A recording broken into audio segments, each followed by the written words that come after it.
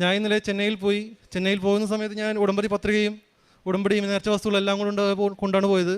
ഞാൻ അമ്മയോട് പറഞ്ഞിരുന്നു, അമ്മേ ഞാൻ അവിടെ ഇൻ്റർവ്യൂ അറ്റൻഡ് ചെയ്ത് പാസ്സായി ഞാൻ കൃപാസനത്തിൽ വന്ന് സാക്ഷ്യം പറഞ്ഞിട്ട് ഞാൻ വീട്ടിൽ കയറുള്ളൂ എന്ന് പറഞ്ഞായിരുന്നു. എന്നിട്ട് ഞാൻ ഇൻ്റർവ്യൂ ഹാളിലോട്ട് കയറുന്നതിന് മുമ്പ് ഉടമ്പടി ഒപ്പെടുത്ത് ഇൻ്റർവ്യൂ റൂമിലോട്ട് കയറുന്നതിന് മുമ്പ് അവിടെ വിതറി വിശ്വാസപ്രമാണം ചൊല്ലിയിട്ട് അകത്തോട്ട് കയറിയത്.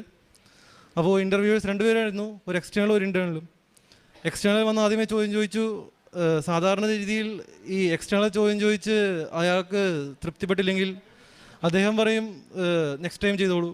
അതേപോലെ തന്നെയാണ് ഇപ്രാവശ്യം ഉണ്ടായത്. അദ്ദേഹം പറഞ്ഞു ഉത്തരങ്ങളൊക്കെ ശരിയാണെന്ന് പറയുന്നത്, പക്ഷേ കോൺഫിഡൻസ് ഇല്ല, അതുകൊണ്ട് ഒരു പ്രാവശ്യം കൊണ്ട് ചെയ്തോളൂ.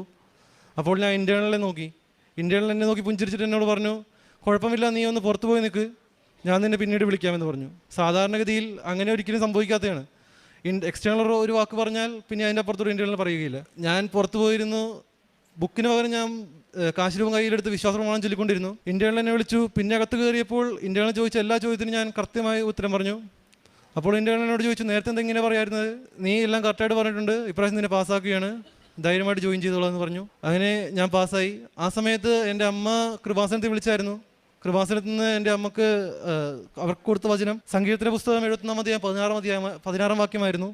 ദൈവമായ കർത്താവിൻ്റെ ശക്തമായ പ്രവൃത്തിയിലൂടെ സാക്ഷ്യമായി ഞാൻ വരും, ഞാൻ അങ്ങയെ മാത്രം നീതിയെ പ്രകീർത്തിക്കും.